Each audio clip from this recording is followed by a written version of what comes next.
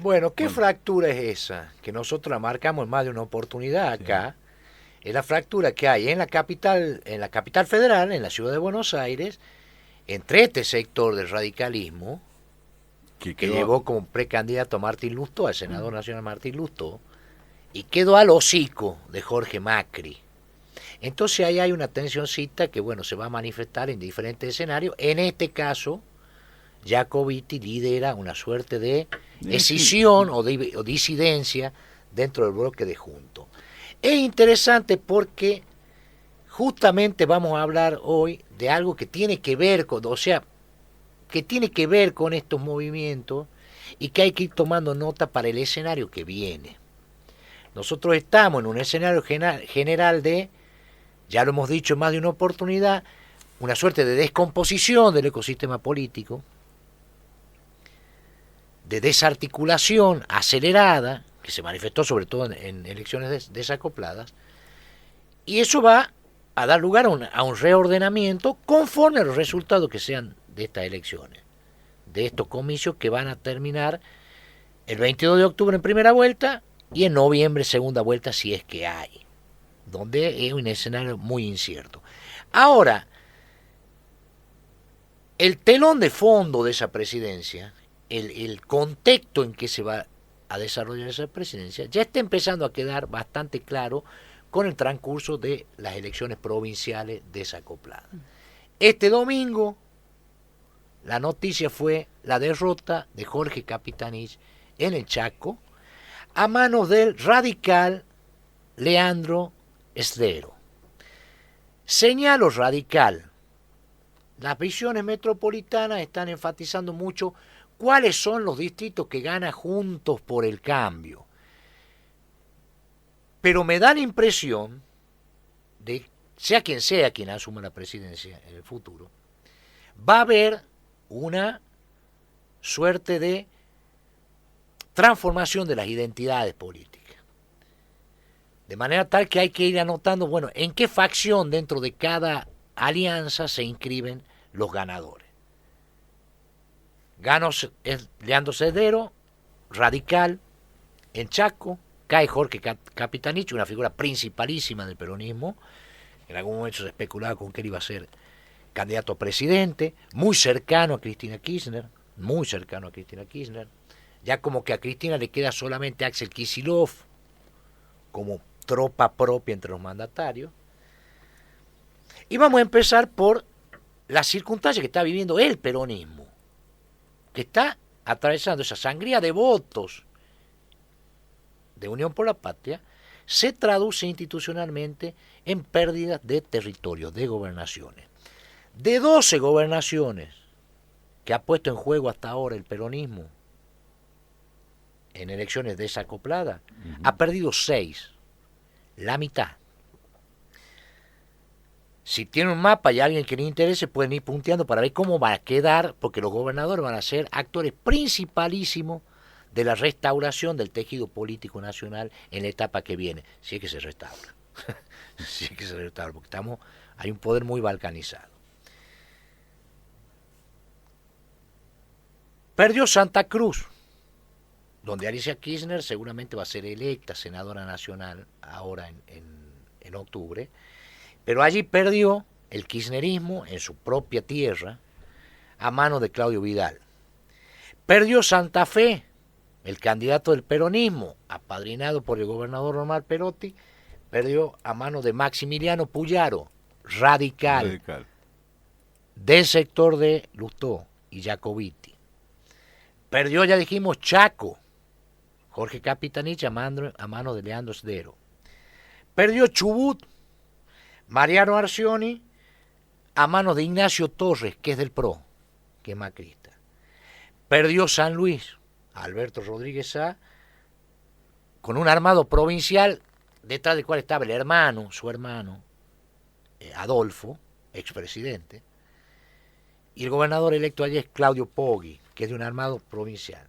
Y perdió San Juan, también en un armado provincial, contra un armado provincial, donde Sergio Uñac, el hermano de Sergio Uñac, en realidad, fue batido por Marcelo Orrego.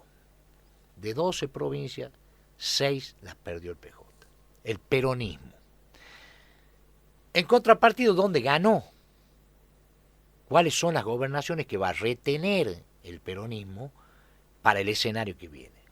Formosa con Gildo Infran, La Pampa con Sergio Silioto, La Rioja con Ricardo Quintela, Tucumán con Osvaldo Yaldo, Tierra del Fuego con Gustavo Malela, Catamarca seguramente con Raúl Caliano, que se define el 22, Salta con Gustavo Sáenz, y Santiago del Estero, que no eligió en este turno, pero está en manos de Gerardo Zamora.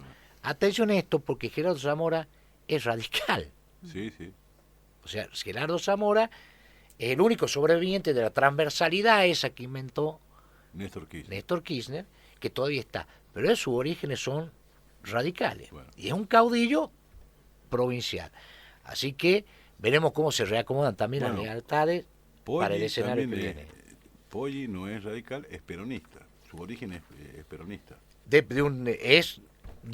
uno de los Rodríguez Sá, digamos. Claro, sí, está como por eso le digo, todo, ¿no? acá lo que está claro, digamos, hasta el momento, es que el peronismo va a tener 1, 2, 3, 4, 5, 6, 7, 8 gobernaciones. 8 gobernaciones. A las que deberíamos, o podríamos, hay 2 que quedan como que son líberos. Uno es el cordobés Martín Yarriora, que es peronista, pero de un peronismo muy sui generis que hay ahí en Córdoba, que es el cordobesismo. Sí. El sucesor de Juan Schiaretti, que hoy es candidato a presidente de la Nación en Córdoba. Y el otro líbero es, en Misiones, Hugo Pasalacqua, que ganó la elección, le ganaron ahí a Juntos por el Cambio, que forman el Frente Renovador de la Concordia, orientado por el exgobernador Carlos Rovira. Quedan por definir Entre Ríos, donde ahí va Rogelio Frigerio, se enfrenta en simultánea con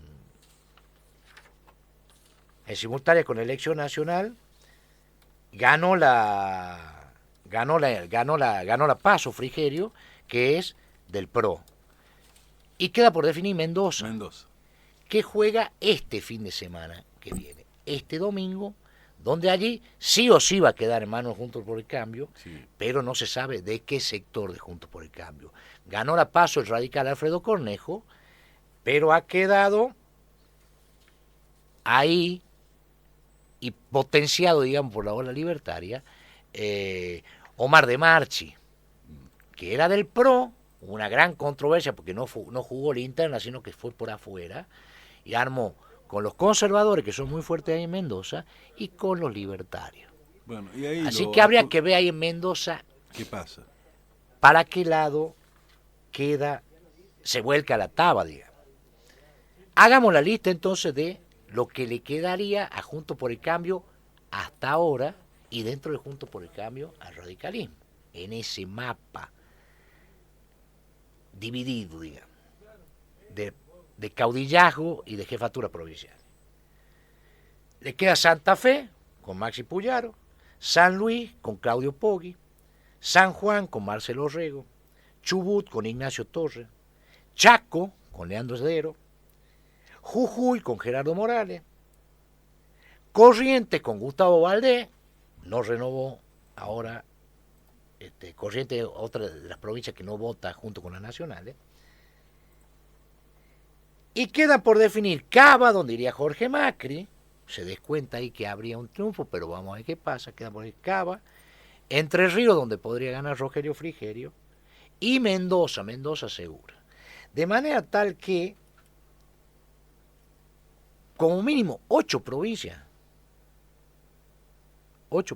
van a estar en manos de lo que se conoce como Juntos por el Cambio.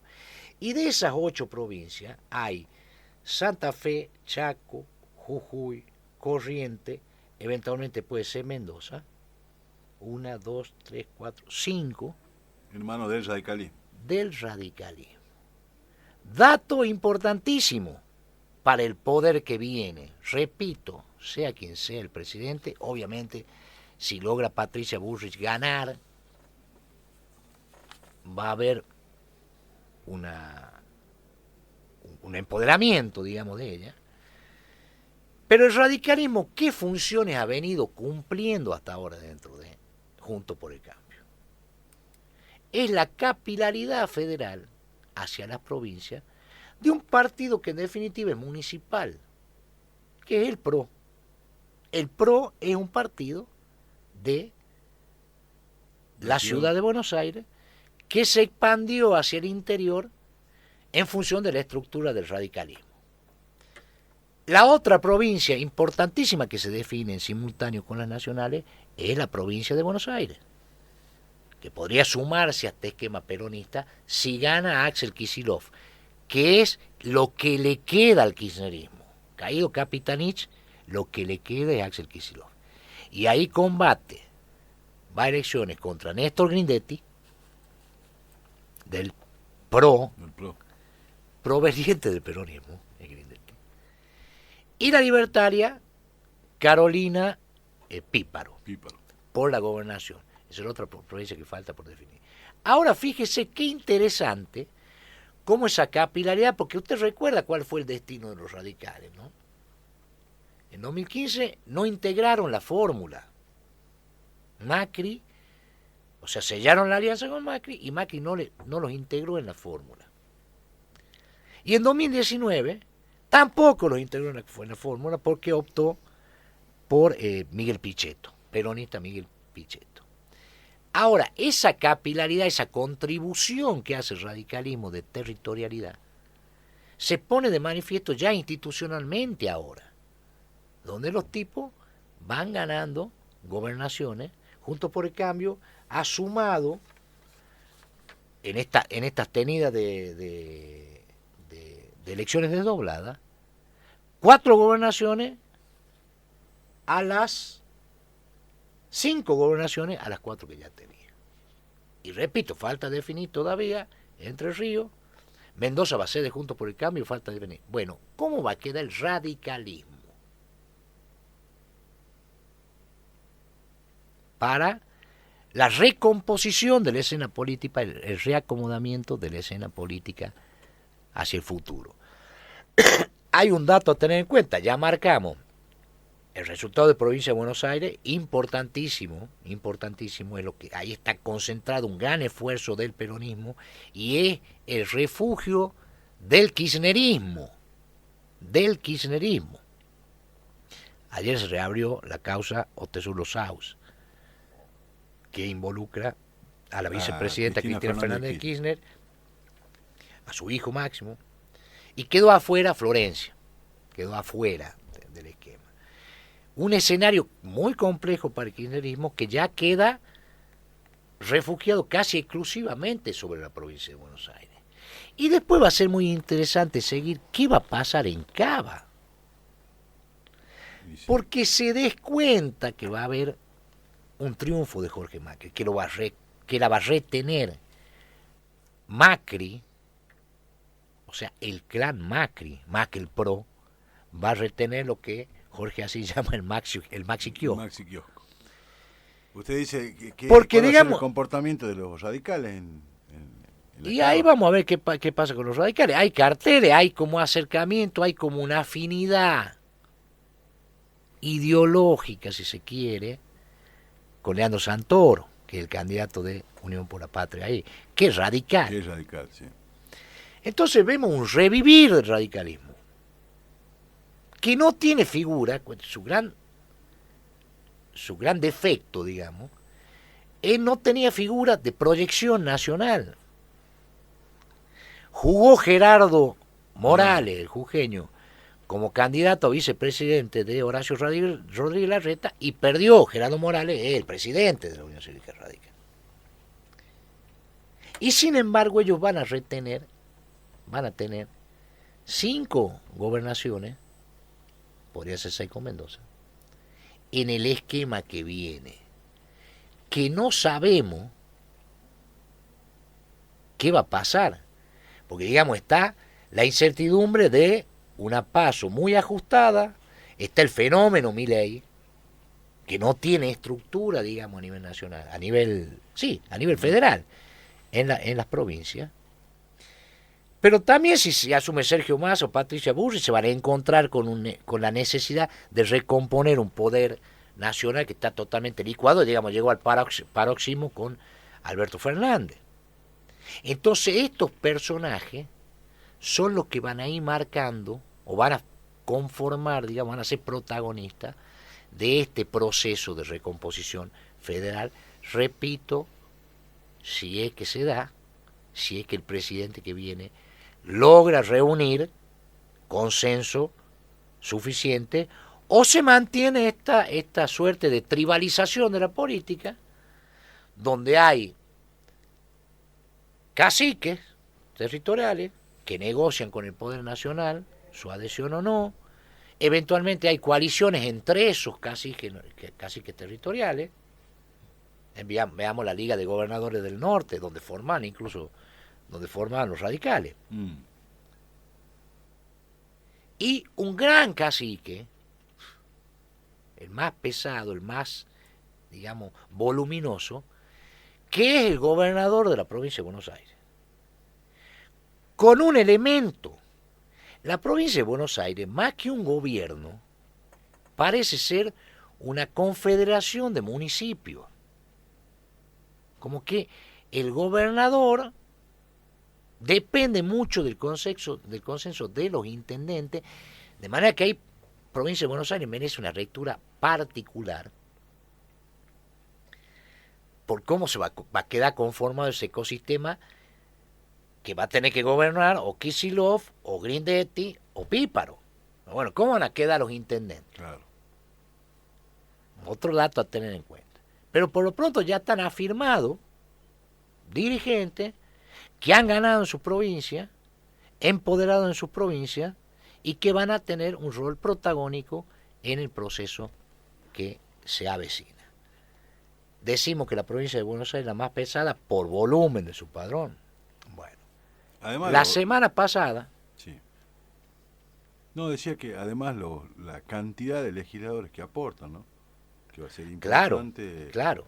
En esto en la negociación con el próximo presidente. Claro, yo lo que quería marcar, la semana pasada nosotros hicimos mención a un encuentro que se iba a hacer en Buenos Aires para analizar alternativas de salida al régimen de coparticipación federal. O se realizó esa reunión en un anexo de la legislatura bonaerense.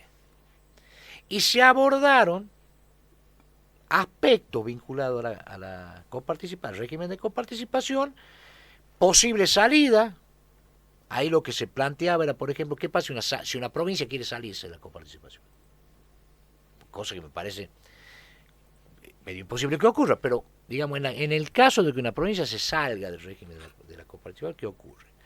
Y una de las alternativas era hacer planteos judiciales a la Suprema Corte de Justicia de la Nación por considerar que el régimen, al revés de lo que todo el mundo piensa, agravia el sistema federal y es una herramienta de coerción del poder nacional sobre las provincias. Todas las voces que se escucharon allí, que analizaron ese escenario, fueron candidatos de la provincia de Buenos Aires y de Cava, candidatos y dirigentes de la provincia de Buenos Aires y de Cava, que hicieron mucho hincapié, subrayaron mucho, el hecho de que provincia de Buenos Aires acumula casi el 40% de la población del país y recibe un porcentaje del 22% aproximadamente de la coparticipación. Los bonaerenses dicen, la coparticipación a nosotros nos perjudica. Y Milei no tiene estructura fuera de provincia de Buenos Aires.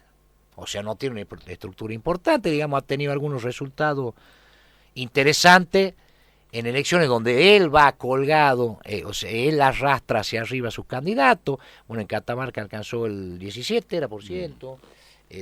En Entre Ríos también tuvo un resultado interesante, chévere, con aproximadamente el 15%. Trepa un poquito también en Chaco, sin dejar o sea, hay que tener en cuenta esto porque entre los caciques el más pesado sería La provincia de Buenos Aires. quien gobierne provincia de Buenos Aires. Y estamos ante un candidato presidente, un presidente potencial como es Milei, sin anclaje en el interior, que está haciendo todo su trabajo, concentrando todo su trabajo en ese territorio. Y eso indudablemente también vamos a ver cómo sale y cómo condiciona el juego político. Porque Provincia de Buenos Aires dice, a nosotros nos perjudica la coparticipación, pero también tuvieron en su momento el Fondo del Conurbano bonaerense y también se destinan a esa región millones y millones de pesos del Tesoro Nacional de forma, digamos, arbitraria, Claro. por parte de la Casa Rosada, entre los que se destaca, por ejemplo, los subsidios a los servicios. Es que el tema no es tan complejo, no es tan simple como para decir, bueno, acá está la coparticipación, no. Hay que ver bien cuáles son las formas de distribución de los recursos federales. Y Provincia de Buenos Aires se lleva una tajada que es mucho más importante, digamos, que lo que recibe por la coparticipación, en función, obviamente, de su volumen y su densidad demográfica. Bueno, ahí está el anclaje de Javier Milei, el anclaje real, territorial de este hombre. Quería dar estos datos porque es interesante ver cómo se va configurando el tablero nacional de un poder que está balcanizado, lo hemos dicho varias veces acá, un poder nacional que es como si hubiera estallado y se hubiera repartido entre los jefes territoriales, y cómo eventualmente comenzaría a recomponerse o a reconstituirse ese poder federal, digamos, que articule todas las provincias.